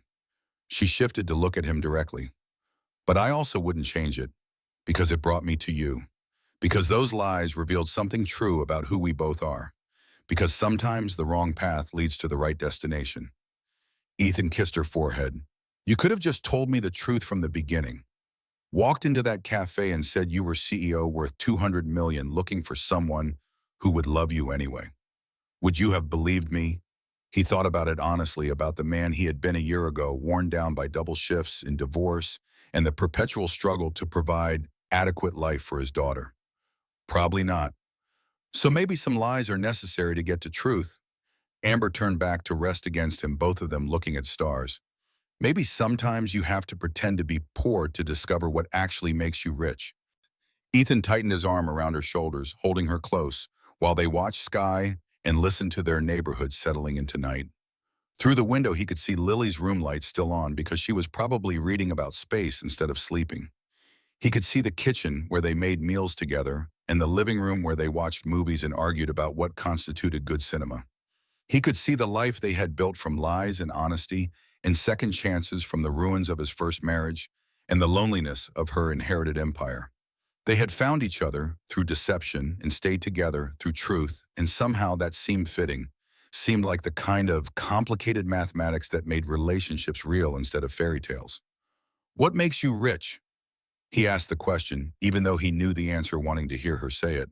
Amber looked back through the window at their house, at the light in Lily's room, where their daughter was definitely still awake reading about black holes and distant galaxies, at the life they had constructed from such imperfect materials, held together by love and forgiveness and daily choice to keep showing up for each other. This, her voice was certain, a family that money can't buy, a home built on truth instead of performance, A daughter who looks at me like I'm her whole world. A husband who loved me when he thought I had nothing and chose me even after learning I had everything. This is what makes me rich. Ethan held her and thought about warehouse shifts and delivery routes and the years he had spent believing that poverty disqualified him from happiness. He thought about Rachel, who had left when the romance of struggle faded, and Amber, who had chosen the struggle, even though she could have chosen anything.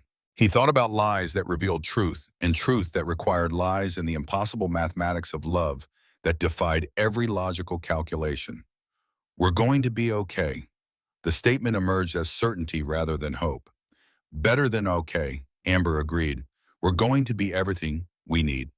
They sat together as the city hummed around them, and their daughter read about stars, and their life continued in all its imperfect glory. Two people from different worlds who had found each other through deception and built something real through honesty. A family formed from wounds and wealth, and the particular grace that comes from forgiving the unforgivable and loving the complicated.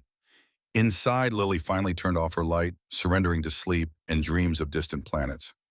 The house settled into quiet, punctuated by distant traffic and neighborhood sounds. Amber and Ethan remained on the porch, unwilling to end the moment, knowing tomorrow would bring new challenges and compromises and the daily work of maintaining relationship built on fractured foundation. But tonight they had this, each other and their daughter and the life they had chosen, despite everything that should have made it impossible. They had survived lies and betrayal and the vast chasm between their circumstances. They had built bridge across that chasm through love and stubbornness and willingness to be uncomfortable. And maybe that was enough. Maybe that was everything.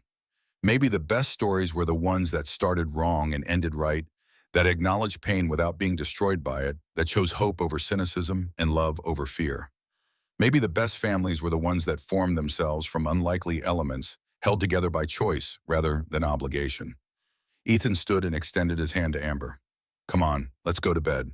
And she took his hand and let him pull her to her feet. They walked inside together, turning off lights and checking locks and performing the domestic rituals that mark the end of days and the promise of tomorrow. They checked on Lily, who was definitely asleep now, starfish sprawled across her bed with space books scattered on the floor. They smiled at each other over their daughter's head and silently agreed to let her sleep however she was comfortable. In their own room, they undressed without urgency, familiar with each other's bodies and rhythms after a year of shared space. Amber folded her expensive clothes and Ethan hung up his tailored suit, and they met in the middle wearing pajamas that erased all visible markers of wealth or poverty. In the darkness, they were just two people who loved each other, who had found each other through improbable circumstances, who had chosen to stay even when leaving would have been easier. I love you, Amber whispered it into the darkness. I love you too. Ethan pulled her close. All of you, even the parts that lied to me, especially those parts. They brought me here. They fell asleep, tangled together, while the city continued outside their window, and tomorrow waited with its challenges and compromises. But tonight they had each other. Tonight they were family. And that was worth every lie, every betrayal, every moment of pain that had led them to this imperfect, beautiful real life they had built together.